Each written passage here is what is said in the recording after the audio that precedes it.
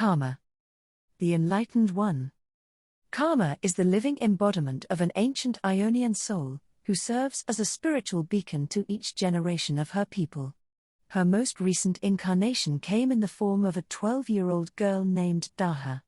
Raised in the northern highlands of Shanshan, she was headstrong and independent, always dreaming of a life beyond her provincial village. But Daha began to suffer strange, fitful visions. The images were curious, they felt like memories, yet the girl was certain they had not happened to her. At first, the problem was easy enough to conceal, but the visions grew in intensity until Daha was convinced she was descending into madness. Just when it seemed she would be confined to the healing huts forever, a group of monks visited her village. They had come from a place known as the Lasting Altar, where the divine leader Karma had passed away some months earlier. The monks were in search of the old man's next incarnation, believing him to be among the villagers. They applied a series of tests to everyone they met, but eventually prepared to leave empty-handed. As they passed the healing huts, Daha threw herself out of her cot and ran to stop them. She wept, telling them of her visions, and that she had known the monks' voices from the babble in her head. They recognized the signs immediately. This was their karma. The visions were past lives rushing to fill a new vessel. In that moment, Daha's life changed forever.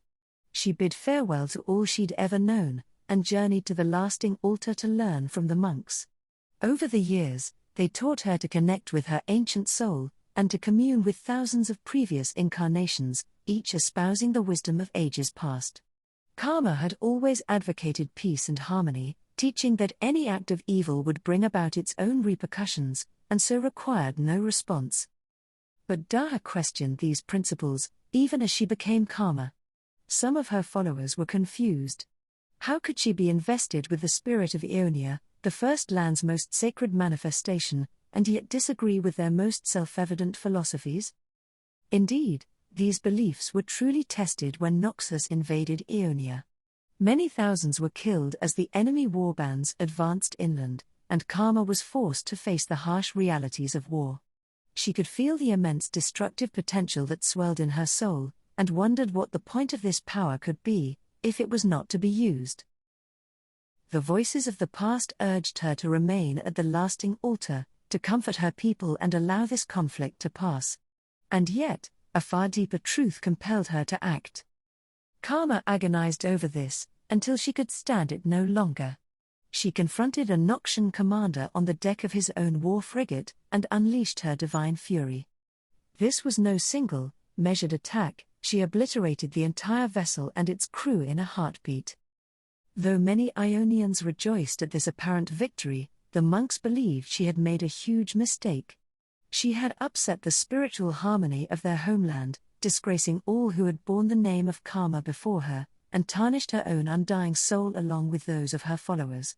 Even if it meant a life of solitary meditation and penance, they implored her to do no further injury. Karma silenced them with a raised hand. Though she could still hear the voices in her head, it was the spirit of Ionia in her heart that guided her. And the First Lands were stirring to defend themselves. She did not know if she had been chosen for her courage and strength of will, but Karma knew that sometimes harmony came only at a great cost. Their world was changing, and true wisdom lay not in resisting that fact, but accepting it. Though the war with Noxus is now long over, there are still many in Ionia who have become only too glad to meet violence with violence, even against their own neighbors. Karma has pledged to guide as many of them as she can to a more enlightened path, to peace when possible, to action when necessary.